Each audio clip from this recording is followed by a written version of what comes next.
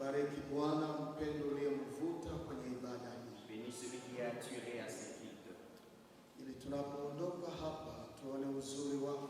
Que lorsque nous sortons ici nous voyons ta bonté. Na uaminifu wako ambao ni kizazi kwa kizazi.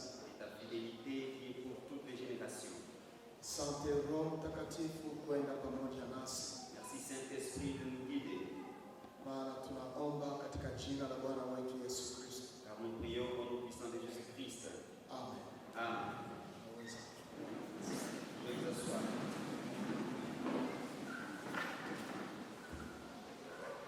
Wapendwa, tunakuwa katika kitabu cha Ezra sura dans le livre d'Esdras, chapitre 9, na utasoma mstari ule wa 9. le verset 9. Esdras sura yake ni ile ya 9 Le livre d'Esdras, chapitre 9, na mstari wake ni ile ya 9.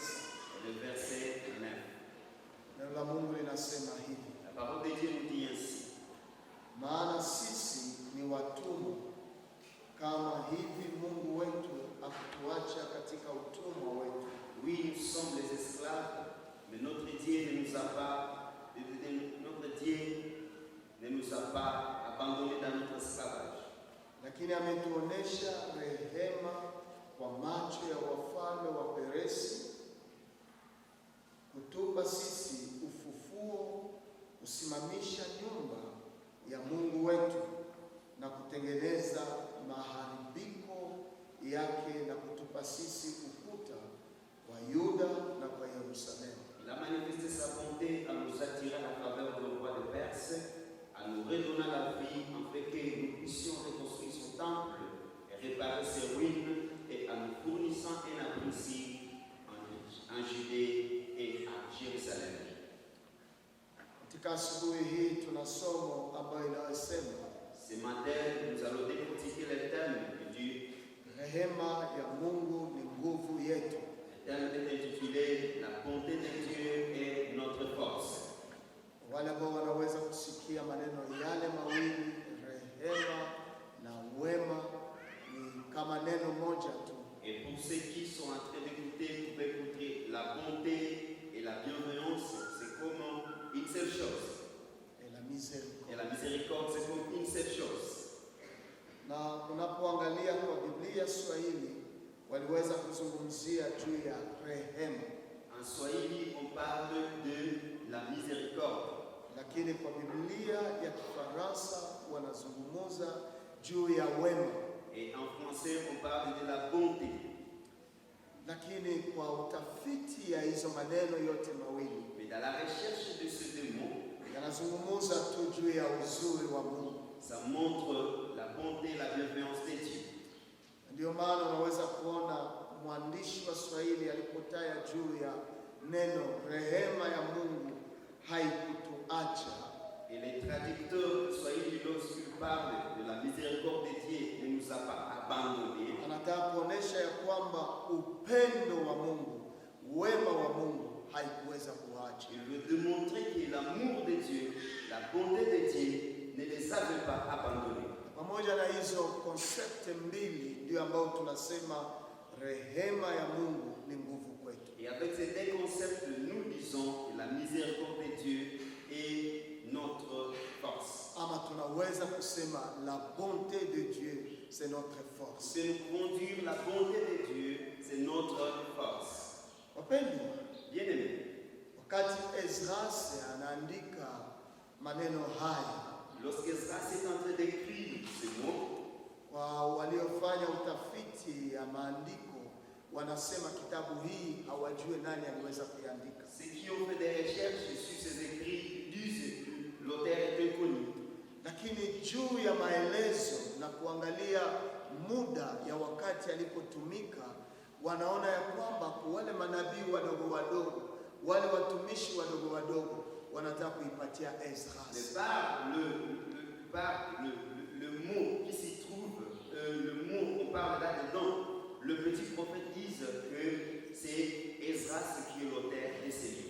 Na ukitaka kuelewa tena zaidi, utajua mambo ya siku ya kwanza na kitabu cha Esdras na kitabu cha Nehemia wanaungana pamoja. Vous allez voir le livre des chroniques, le livre de Néhémie et le livre d'Esdras, ils sont presque unis ensemble. Kwa sababu wote wanazungumzia juu ya kutoka kwa mateso yao na kurudi kwa nchi yao. Parce que tous sont en train de parler de leur servitude, de leur esclavagisme et de rentrer dans leur pays d'origine. Aliandika kitabu hii ya Ezra alitaka kuonesha uaminifu wa Mungu kwa watu wake. Mais celui qui a écrit ce livre d'Esdras veut démontrer la fidélité de Dieu pour ses enfants. Hata watu wakiwa katika hali ya mateso, même si les gens vivent la servitude, hata watu wakiwa katika hali ya utumwa, même si les gens vivent pamoja nao, Dieu est avec eux. mkono wake ni pamoja nao, La main de Dieu est avec eux. jicho lake ni pamoja nao. L'œil de Dieu est au-dessus d'eux. Ndio naona verse ile ya 9 Esdras anasema hivi, C'est pourquoi au verset 9, Esdras dit ainsi. maana sisi ni watumwa. Oui, nous sommes des esclaves. Hata hivi Mungu wetu hakutuacha katika utumwa wetu, Mais notre Dieu ne nous a pas abandonnés dans notre esclavage.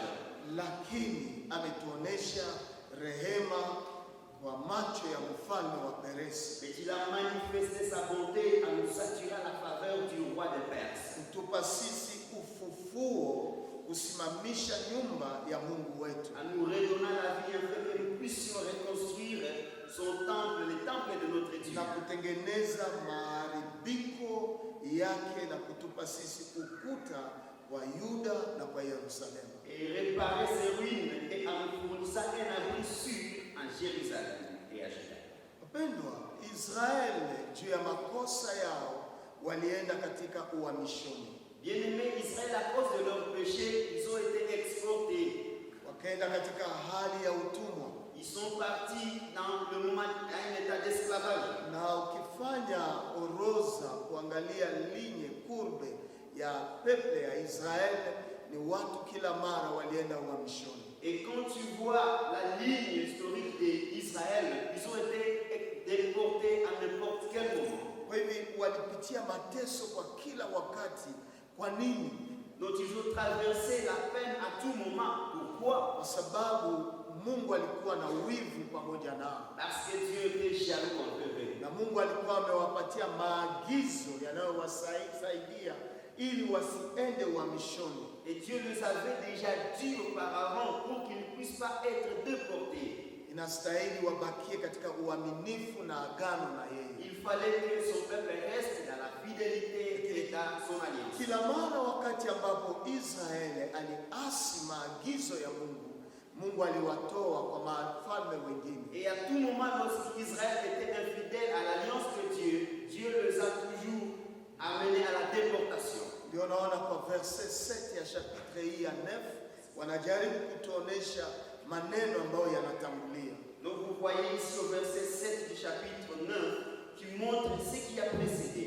Tangu siku za baba zetu tulikuwa wenye makosa makubwa hata leo, na kwa maovu yetu sisi wafalme wetu na makuhani wetu tumetiwa mikononi mwa wafalme wa nchi, kwa upanga, kwa kufungwa, kwa kuteswa, kwa kutekwa na kwa kufadhaisha uso kama leo. Depuis l'époque de nos ancêtres et jusqu'à aujourd'hui, nous avons été grandement coupables. Et c'est à cause de nos fautes que nous avons été livrés, nous, nos rois et nos prêtres, à la domination de rois étrangers, à l'épée, à la déportation, au pillage, à une honte pareille à celle qui couvre aujourd'hui notre visage. Hivi uso wao kwa wakati wa leo ilikuwa na huzuni. Leur visage avait la honte. Na Biblia sio ilisema walikuwa katika mafadhaiko. Ils étaient dans une embarras. Na hii yote ilikuwa imewasumbua. Et cela les troublait. Lakini ukiangalia partie B ya ile verse 7, Mais quand tu vois la partie B du verset 7, inasema tumetiwa mikononi mwa wafalme wa nchi. dit nous avons été mis, nous avons été livrés, nous, nos rois et nos prêtres, aux mains des étrangers. Ndio pale tafadhali. Oui. Nimesuluhia. Sawa. Tumetiwa mikononi mwa wafalme wa nchi, Nous avons été livrés kwa upanga, kwa kufungwa, kwa kutekwa na kwa kufadhaisha uso kama leo. Nous avons été livrés, nous, nos rois et nos prêtres, à la domination de rois étrangers.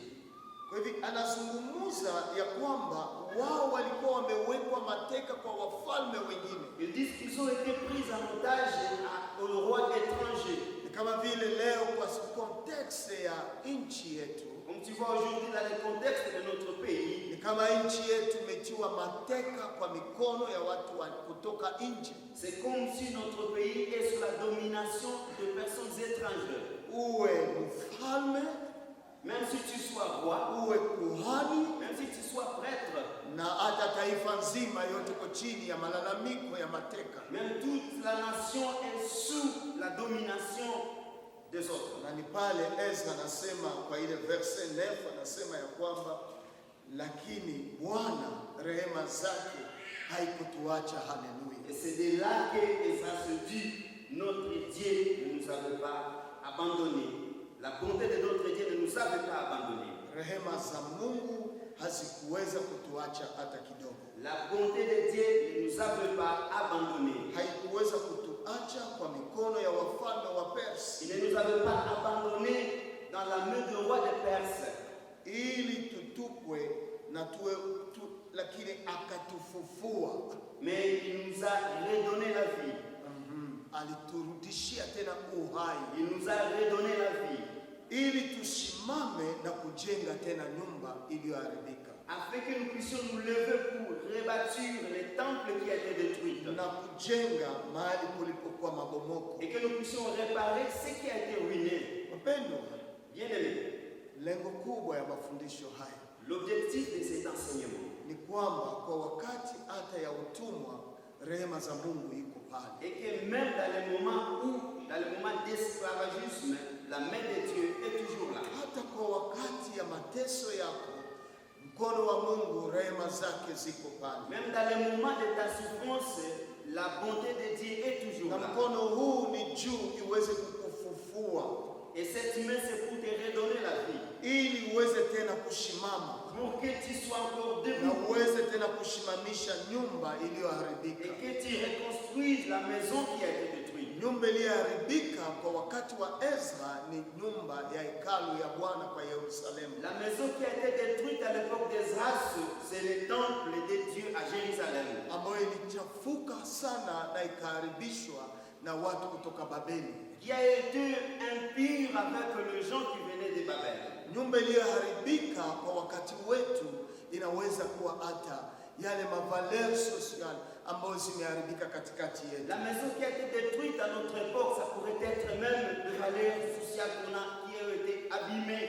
Ni yale ambayo tunaona ndani ya marezo sociaux ambayo inaonyesha uchungu na humiliation ya peuple congolais ambayo tunapitia. C'est dans le voyage des réseaux sociaux, ce qui montre l'amertume du peuple congolais. Na ni yale ambayo pengine ndani ya business yako imeharibika, lakini jua rehema ya Mungu bado ingali pamoja na wewe. Ce qui a été même détruit dans le business, mais sache bien que la bonté de Dieu est toujours au-dessus de toi. Na ninafurahi kwa sababu mwandishi huyu alisema lakini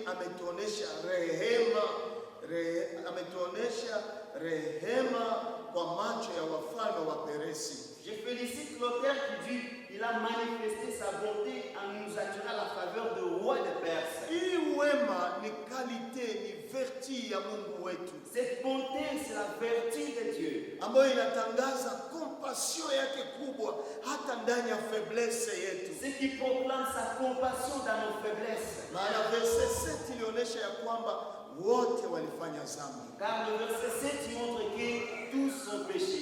Wote walianguka kwenye maovu. Tous sont tombés dans la désolation. Na juu ya hii na wafalme na wakuhani wote wakaenda katika utumwa. C'est à cause de cela que le roi et même le prêtre, ils ont été déportés. Lakini rehema ya Mungu, mais la bonté de Dieu ilikuwa juu yao. était toujours Kwa au-dessus. sababu ni taifa lake. Parce que c'est son Kwa père. sababu Mungu, Biblia inasema mahali dhambi inapozidi la grâce surabonde. Parce que la Bible nous dit là où le péché est, la grâce surabonde. Na hii neema inapozidi ni juu itulete kuona tena ufufuko mpya katika maisha yetu. Et cette grâce surabonde pour nous redonner une nouvelle vie dans notre vie.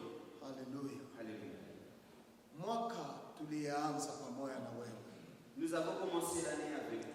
Sijue umepitia bonde gani ambao unakutana ulikuwa mtumwani. Je ne sais pas quelle vallée que tu as traversé où tu étais comme esclave. Na umejikuta tumaini ya kuisha imeisha ndani mwako. Et tu n'as plus l'espoir de vivre en toi. Lakini wema wa Mungu Mais la bonté de Dieu inaendelea kutupandisha polepole. continue toujours à nous élever. Ili tuweze kupata tena nguvu mpya Pour que nous ayons une nouvelle force ambayo inaweza itatusaidia kujenga mabomoko yaliyokuwa ndani ya mwaka huu, qui nous aidera à reconstruire ce qui a été détruit dans cette année. ili uweze tena kutusimamisha, kutufufua, ili tuwe na nguvu mpya ya kuendelea tena kwa mwaka ambao iko mbele yetu. Pour qu'il puisse nous relever, afin que nous ayons la force, une nouvelle force d'avancer dans l'année qui est devant nous. Kwa mambo ya Polyglossa, Aux membres de Polyglossa, wanajua ya kwamba kalenda yetu inaenda kumalizika ils savent très bien que notre calendrier va prendre sa fin. na itaisha dimanche hii le 5 ambayo iko mbele yetu. Et ça prendra sa fin, c'est dimanche le 5 qui est devant nous. Lakini pamoja na mwaka mzima ambao tulianza pamoja, Mais au cours de toute cette année qu'on a commencé ensemble, mahali gani ulisikia umechoka? où est-ce que tu t'es senti fragilisé? Fungua macho yako pia kuona mahali gani Mungu alikusaidia katika udhaifu wako. Ouvre tes yeux et regarde là où Dieu a intervenu dans tes faiblesses. Fungua macho yako pia kushuhudia nguvu za Mungu zilizotembea na wewe katika mwaka huu. Ouvre tes yeux et témoigne la grandeur de la force de Dieu dans ta vie. Ulikuwa udhaifu Tu as été faible, na ulijikuta kama mtumwa tu t'es senti comme esclave, na ulipoteza tumaini, tu as perdu tout espoir. lakini neema ya Mungu, wema wa Mungu ilishimama pamoja na Mais wewe. la grâce de Dieu, la bonté de Dieu était toujours avec Kwa toi. wakati wa Ezra, À l'époque d'Esdras, Biblia inasema hiyo rehema iliweza kuwasimamisha, kuwapa faveur mbele ya wafalme waliokuwa wakiwatawala. la Bible nous dit cette bonté les a donné la faveur devant le roi qui les a dominés. Na neno faveur Le mot ni faveur, kusema si kwa nguvu zako, c'est-à-dire ce n'est pas de leur propre force, ni kusema si kwa uwezo wako, ce n'est pas de leur propre capacité, lakini kuna mtu aliyekuwezesha mais il y a quelqu'un qui est intervenu pour te faire mbele ya réussir waadversaire yako, devant tes adversaires, ili akupe ukubali machoni mwao. pour que tu aies de la faveur à leurs yeux. Mara ngapi Mungu alituwezesha mbele ya waadversaire wetu, Combien de fois Dieu nous a fait réussir devant nos adversaires? na wakati anapokuwezesha anakurejesha katika nguvu mpya, Et lorsqu'il te fait réussir, il te donne une nouvelle force ili ujenge tena yaliyoharibika. pour que tu puisses reconstruire ce qui a été détruit. Mara nyingi sisi wa Kristo Maintes fois, nous les chrétiens, tunazoea kuona tu madhaifu ambayo tunapitia, nous voyons seulement de nos faiblesses, les faiblesses que nous vivons. lakini saa ingine madhaifu yanaanza kutawala na kuweza kushinda kuona pia ushindi ya Mungu aliyeenda na wewe. Et à un certain moment, nos faiblesses commencent à remonter et même d'effacer la force de Dieu avec toi. Lakini Mungu Mais Dieu, bado alikuwa mwema était toujours bon kwa wana wa Israeli, pour les enfants d'Israël. hata kama walikuwa katika hali ya utumwa. Même s'ils étaient dans le moment d'esclavage, Wema wake ulishimama nao, la bonté de Dieu était toujours avec eux. hata kama nasi tunapitia machozi makubwa. Même si nous aussi nous pouvons passer dans des moments difficiles, Wema wa Mungu inaendelea kutupatia nguvu, la bonté de Dieu continue à nous fortifier. na wema huu ndio inatukusanya hapa leo. Et c'est cette bonté qui peut réunir ici maintenant. Tunapoangalia katika kitabu cha Zaburi, Quand nous voyons dans les livres, les psaumes, Zaburi 136, psaume 136, tunaona pia wale waliotutangulia nini waliona juu ya wema wa Mungu. psaume 136, nous voyons déjà qu'ils nous ont précédé qu'est-ce qu'ils ont vu de la bonté de Dieu. Ukiangalia mistari ambayo zinakuwa hapa ni hadi 26. Quand tu vois toutes ces lignes qui sont là, ce verset qui sont là, utaona ya kwamba kwanza verse ya kwanza inaenda kumalizika kwa verse ya 26. tu verras au premier verset jusqu'au 16e verset. 26e verset. Na unapoangalia hizo mashahiri, Quand tu vois toutes ces strophes ici, sehemu ambayo inagawanyika ni verse ya kwanza hadi ile verse ya 4. la première division, c'est du premier verset jusqu'au 4e verset. Hapo wanatupa kiingilio On nous montre, on nous introduit ndani ya observation ya ule ambaye aliyeandika. dans l'observation de l'auteur. Nasema mshukuru Bwana kwa kuwa yeye ni mwema. Il dit, louez Dieu, car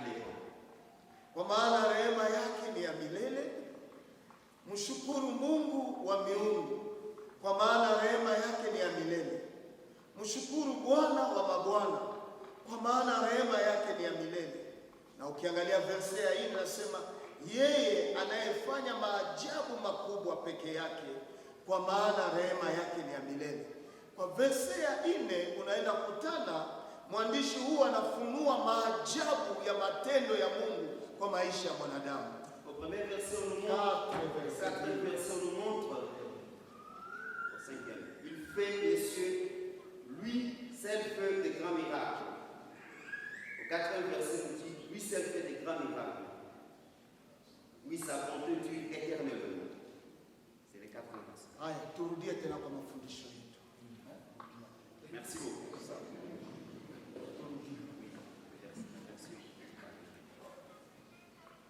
Nilikuwa nasema hivi, On disait ici, mwandishi wa kitabu cha Zaburi l'écrivain du livre des Psaumes, alipoandika hii 136, quand il a écrit les 136, aliandika kwa kuona nini Mungu iko il a écrit à montrer la grandeur de Dieu.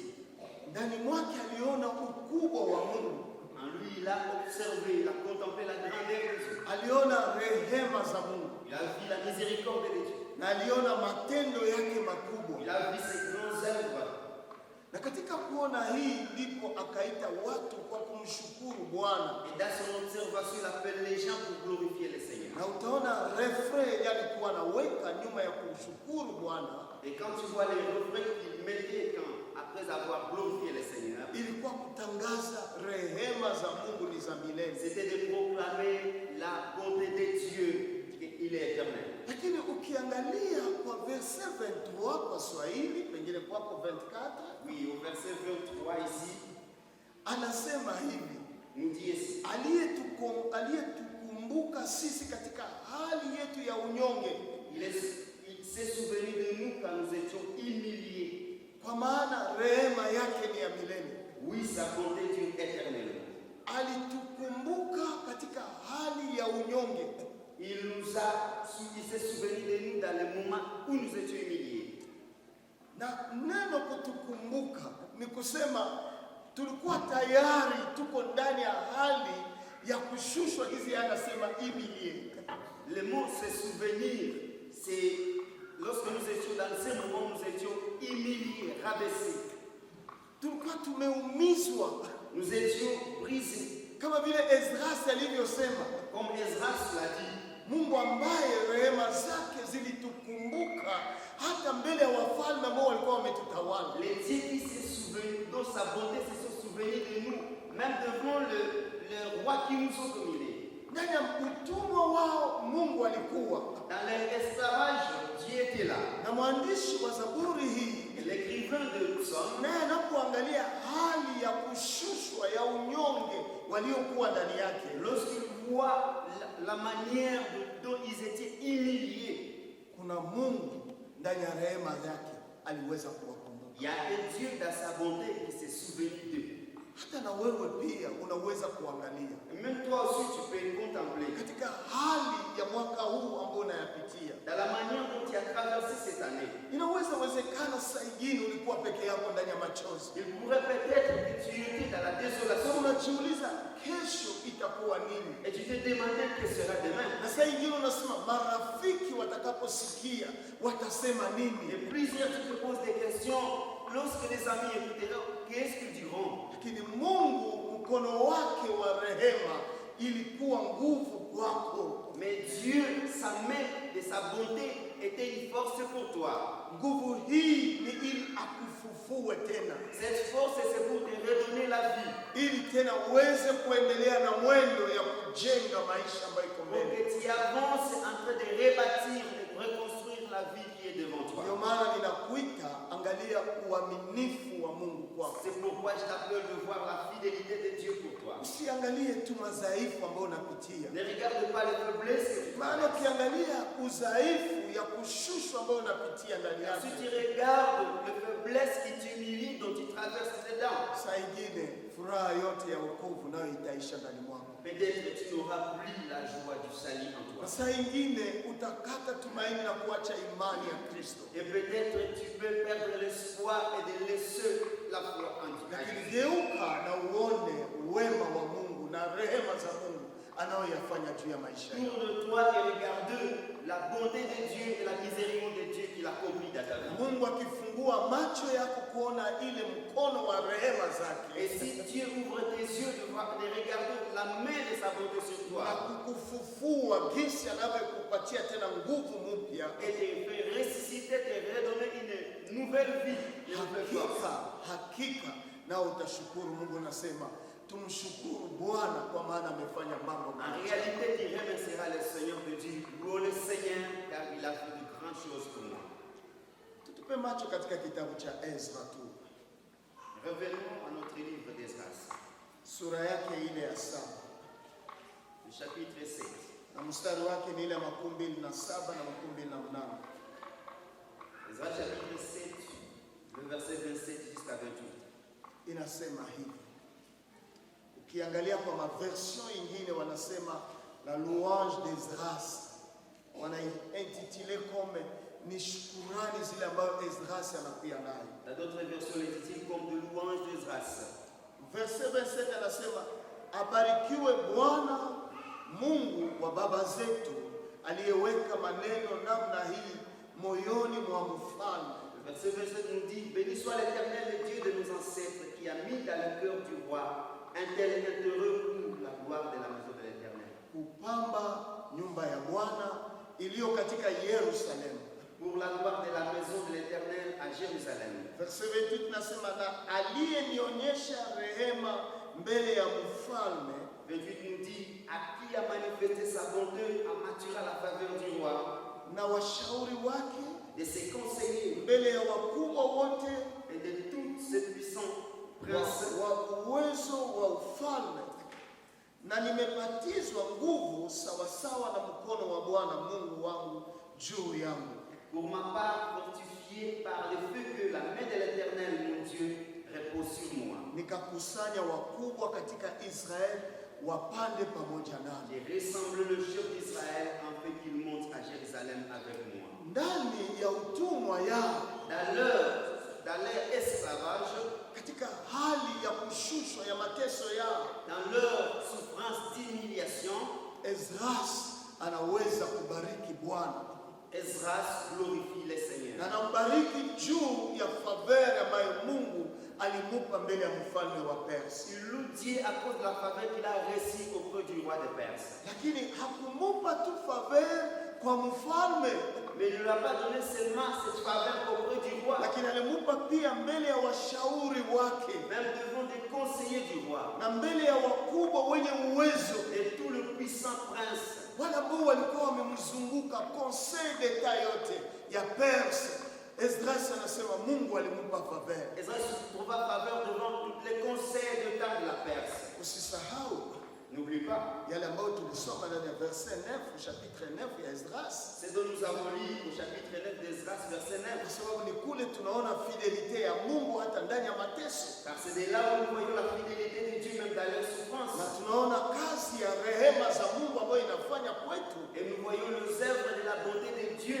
jinsi inaweza kutufufua ili tupate nguvu mpya. Comment il peut nous redonner la vie, envie d'avoir une force. Wangu juu yangu, Et la Bible nous dit, fortifié par le fait que la main de l'Éternel, mon Dieu, reposait sur moi. mkono wa Mungu juu yetu. La main de l'Éternel, notre Dieu, repose sur nous. Haijalishi tunapitia hali gani. Peu importe ce que nous traversons, Inaweza wezekana unapitia hali ambayo unashindwa hata kuambia rafiki yako. il pourrait y avoir que tu traverses des moments que tu ne peux même pas dire à tes amis. Fanya confiance kwa huyu Mungu, Tu as fait confiance seulement kwa à sababu Dieu. mkono wake ni juu yetu. Parce que sa main est au-dessus de Ni nous. mkono huu itatuwezesha kuita wengine juu tufanye jengo ya Yerusalemu ambayo iko mbele C'est yetu. cette main qui nous aidera à rassembler d'autres personnes pour bâtir.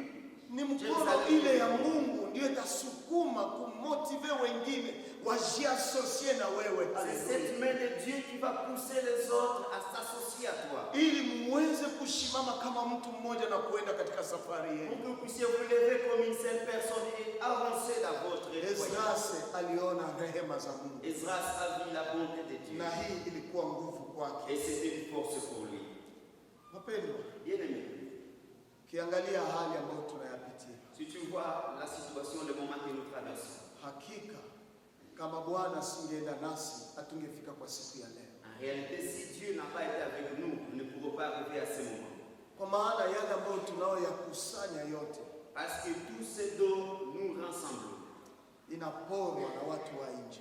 il est toujours pris par force, pillé par les gens de l'extérieur. Hii habari si habari ya leo, Ça, ce n'est pas un message d'aujourd'hui. iligusa pia Nehemia. Il a touché même Néhémie. Nehemia jinsi anadécrire histoire ya déportation. Néhémie, la manière dont il commence à décortiquer l'histoire de la déportation à sa période, Biblia unaangalia Nehemia sura yake ya 9 en voyant Néhémie chapitre 9, na verse yake ni ile ya 36. Néhémie chapitre 9, verset 36, Kiangalia na verse 37 inasema hivi: verset 36-37 nous dit: tazama sisi ni watumishi leo, et aujourd'hui nous voici esclaves, na kwa maneno ya nchi iliyowapata baba zetu ili wapate kula matunda yake na uzuri wake, tazama sisi ni watumishi ndani yake. les pays que tu avais donnés à nos ancêtres pour qu'ils jouissent de ces produits et ces biens, nous y sommes esclaves. Nayo inapatia faida nyingi wafalme uliowaweka juu yetu kwa sababu ya dhambi zetu. Ce qu'il produit en abondance que pour le roi que tu as placé au-dessus de nous à cause de nos péchés. Tena wana mamlaka juu ya miili yetu na juu ya ng'ombe zetu, Et ils dominent selon leur bon plaisir sur notre corps et sur notre bétail. sawasawa wanavyotaka, nasi ni katika tabu kubwa. Et nous sommes dans une grande détresse. Hii ni picha ya wana wa Israeli walipokuwa kwa utumwa ya Babeli. Ça, c'est l'image des enfants d'Israël lorsqu'ils étaient à la déportation à Babylone. Wale waliobaki Les gens qui sont restés, kwa nchi ambayo Mungu alikuwa amewapatia, les gens qui sont restés dans le pays où Dieu les a donnés, nchi ambayo inajaa matunda, le pays rempli de plein de fruits, nchi ambayo ni nzuri sana, un bon si pays. lakini faida yote yalienda kwa wafalme waliowatawala. Mais tous les intérêts de ce pays est parti au roi qui les a dominés. Hata ng'ombe zao zilienda huko.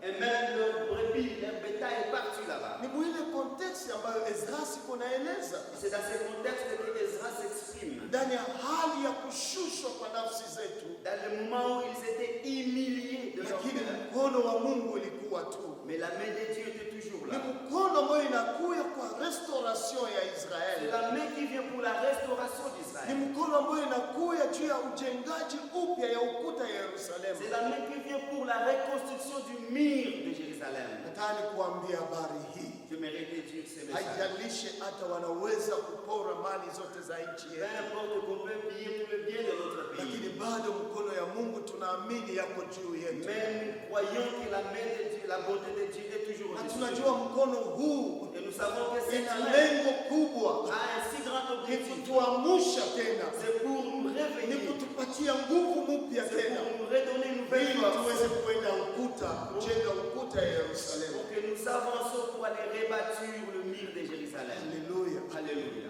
Uaminifu wa Mungu La fidélité de Dieu yanatembea na watu wake, marche avec ses enfants. hata wakati ya machozi, Même dans les moments de la hata wakati ya désolation. mazito. Même dans les moments trop si chargés. Ni kweli hata uchumi kwa leo umezorota, Oui, même la situation économique pour nous est tellement trop faible. lakini mkono wa Mungu bado ingali, Mais la main de Dieu est toujours là. bado rehema zake zingali juu La yetu. bonté de Dieu est toujours Mungu là. anaweza tena kutupatia nguvu Dieu mpya peut nous redonner encore une nouvelle ili force. tutembee katika hali ya ushindi kwa Pour mwaka que nous unaokuja, marchions dans les temps de la victoire de ili cette année. tuone wema wa Mungu kwa mwaka Pour que unaokuja. nous voyions la bonté de Dieu dans cette année. Lakini tunahitaji kuona nini? Mais qu'est-ce qu'il nous faut voir? Tuone neema ya Mungu, Que nous voyions la grâce de Dieu. tuone rehema za Mungu, Que nous voyions la bonté de Dieu. tuone uaminifu wa Que Mungu. nous voyions la fidélité de Dieu. Macho yetu yasibaki tu katika kulia, Que nos yeux ne soient pas toujours dans des moments de pleurs. macho yetu yasione tu tabu yetu na mateso yetu, Que nos yeux ne voient pas seulement notre désolation, notre lakini souffrance. macho pia yaone mkono wa Mungu, Mais que nos yeux voient la main de Dieu. yaone nini Mungu unafanya ndani ya maisha yetu ce que Dieu est en train de faire dans notre vie, yanaweza kuwa kidogo sana kwa macho yako, il peut y avoir que c'est trop peu, lakini ndiyo mwanzo ya ufufuko wa nafsi yako, mais c'est le début de la résurrection de ton ndiyo âme. mwanzo ya ufufuko ya nguvu C'est ndani le mwako. début de la résurrection de la force en toi. Kila mara Mungu anaanza kidogo kidogo pamoja na watu À wake, toute fois, Dieu commence petit à petit avec lakini ses kumbe enfants. mwisho na itakuwa ushindi kubwa ambayo Mungu anataka. Et la fin sera trop grandiose. Ninafurahi sana ninapoangalia Ezra sura 5 verse ya 5 Je suis heureux quand je vois Ezra chapitre 5. na mstari wake wa 5. Quand je vois Ezra chapitre 5 verset 5. Ukiangalia parti ile ya aya yake anasema hivi: Quand tu vois la partie A, lakini jicho la Mungu wao lilikuwa juu ya wazee wa Yuda. Haleluya. Ezra chapitre 5, le verset 5, ça nous dit cependant, Dieu veillait sur les anciens des Juifs. Soma basi tena mzuri. Cependant, Dieu veillait sur les anciens des Juifs. Hapo wanatumia il veillait sur les anciens des Juifs. Kwa Swahili wanasema jicho la Mungu wao ilikuwa juu ya wazee wa En Yuda. Swahili, on dit l'œil de l'Éternel était au-dessus de veiller Nikutaka kusema nini? Israël.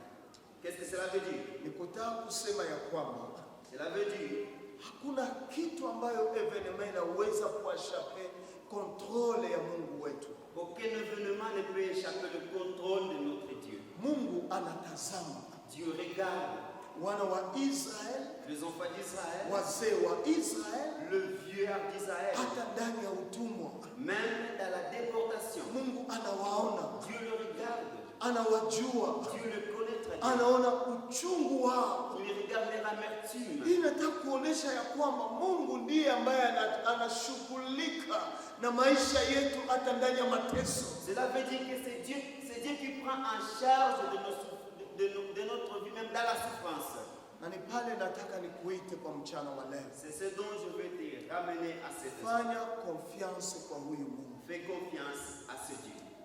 Angalia Mungu katika matendo yake kwa maisha yako. Regarde Dieu dans ses œuvres dans ta vie. Yale ambayo anafanya ni makubwa kuliko yale souffrance ambayo unapitia. Ce qui fait est plus grand que la souffrance Na que tu traverses. utakapoanza kugeuza macho yako kuona ukubwa wa rehema ya Mungu, Et quand tu commenceras à regarder la grandeur de la bonté de Dieu, hiyo ambayo yanaonekana kuwa uchungu, utakuwa mshindi juu yake.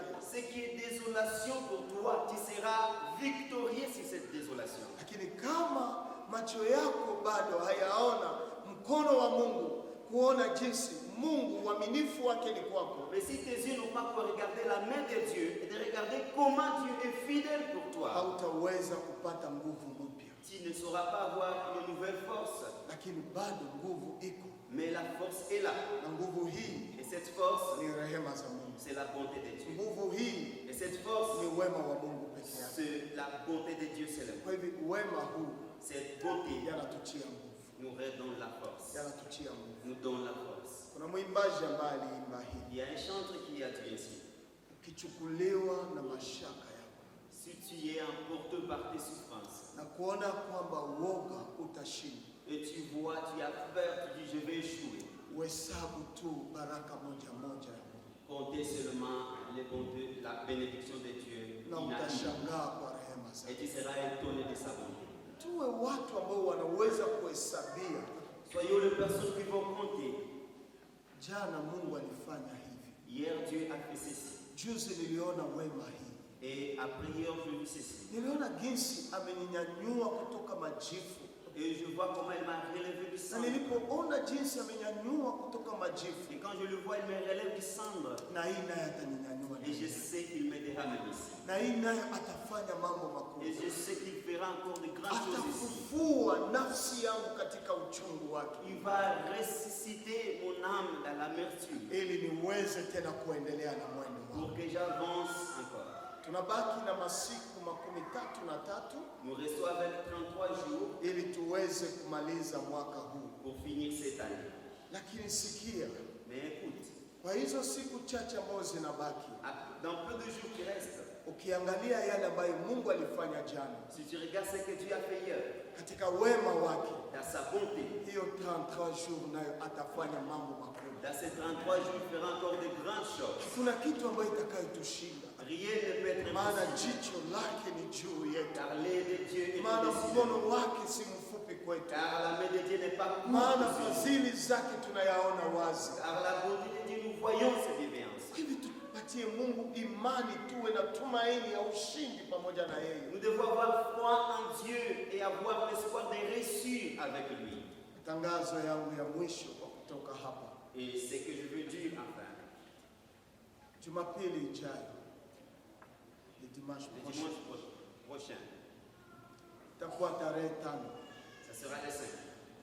Tumeandaa ibada apremidi, avamidi, apremidi itakuwa kufunga mwaka yetu pamoja na Mungu. Nous avons préparé les cultes vers les après-midi pour clôturer cette année. Kwa kawaida leo ni siku ambayo tungetumia meza ya Bwana, Normalement, aujourd'hui, ça devait être le jour de la Sainte Seine. lakini tumerudisha nyuma ili tufanye kwa kufunga mwaka yetu ya maombi. Mais nous les repoussons pour que nous puissions le faire à la clôture de notre année. Ndio maana ninakualika kwa siku ya Mungu inayokuja, C'est pourquoi je fais appel à toi ce dimanche.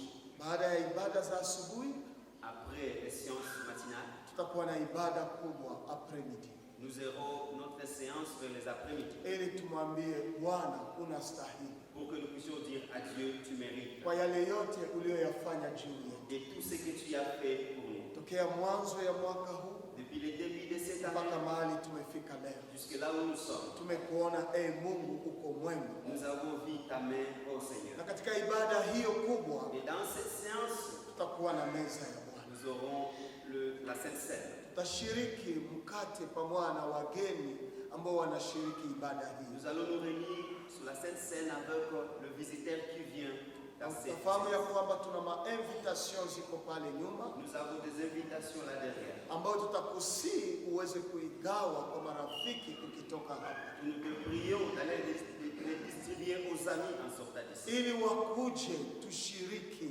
matendo makubwa ya Mungu aliyoyafanya kwa mwaka huu. Pour qu'ils viennent afin que nous puissions ensemble manifester la grandeur de Dieu qu'il a fait à cette année. Mungu akubariki. Que Dieu vous bénisse.